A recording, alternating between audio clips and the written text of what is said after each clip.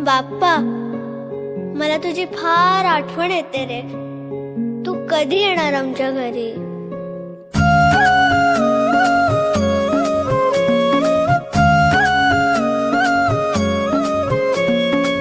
देवा तुझ्याच साठी उघडून दार, वाट पाहून झाली फार. चिंता हरून देवा थकला असणार, दे माझ्या खांद्यावर भार. थोडा इथं टेकून जा, घास खाऊन माझ्या हातातला.